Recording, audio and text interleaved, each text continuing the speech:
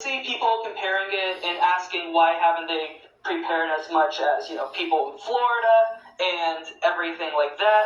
But people just do not understand the cultural and just locational differences in the mountains versus something that has hurricanes more frequently. I grew up in Chimney Rock. That's my hometown. It doesn't exist anymore now, and I now live over in Florida, so I can kind of have say on both things on this perspective.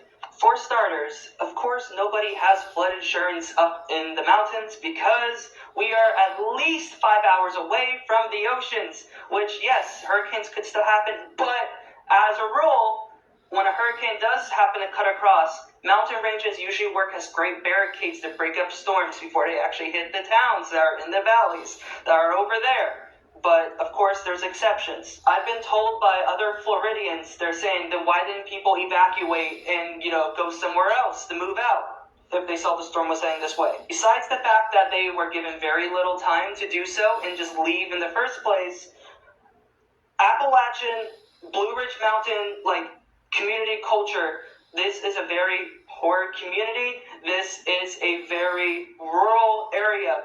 That being said, people live in houses that their great-grandparents have been living in. Everyone's in-laws, their cousins, their friends, everybody they know lives in the same county. Obviously there's exceptions, but with that being said, you don't have the luxury like you have in Florida, where you have people living in other parts of Florida, where you know people out of state. A lot of people just are stuck there. And besides them not being able to know somewhere else to go, they do not have the money to leave. Also, airports, people say fly away. There are 2 airports in the city I'm living in now in Florida. There is one airport in Charlotte that I know of, and there's one airport in Charlotte, which are over 2 hours apart from each other. Those are the only airports I can think of around there. They do not have much means of transportation. Let me also explain how the roads work. Everything is built on a mountain cliffside because you cannot build roads through mountains. I mean, you can do a tunnel, but that's very rare. With that being said, you can make at most a 4-lane road. At most, usually it's a 1 or 2-lane highway that zigzags down a mountainside, which means you have usually 1, maybe a few exits off the mountain, but you have to wrap around the mountain on the single road and leave. When water floods the base of the mountain, or worse, all this rain causes a mudslide or a rock slide that destroys these cliffside roads. People literally cannot get off their mountain. They are literally trapped on the mountainside, either with their house going to crumble with the landslide or the water is going to fill up from the bottom.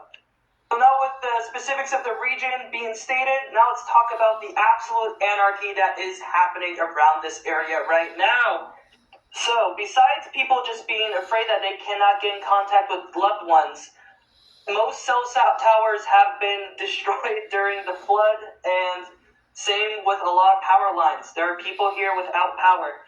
My family, I lost contact with them up until today because I could not keep contact with them because the cell towers went down. With that being said, with the contact I was able to get with them today, I am still in shock with what is happening. So they told me that they are currently, living off a car battery and a generator, a small generator that they have just to have power for lights in the evening because power is going to be gone, and they said the predicted time where power will be back in their area in North Carolina will be 3 to 4 weeks from now. Just imagine not having power, running water, or any of that for 3 to 4 weeks. Not only that, but I have friends and family by the lake area, and the ones I have been able to get in contact with have told me that they have seen, this is a trigger warning right here about death, they have seen bodies floating down the river, bodies in the lake, and they are having the volunteer fire department take photos of these people so they can hopefully identify them later on. As of just between the areas of Bat Cave to Lake Lure, I have been told there has been already over 60 bodies found. and that has not been covered on the news yet. I don't know if it ever will, but from what I've been told by people I know who are volunteer fire department, that's what they've been seeing.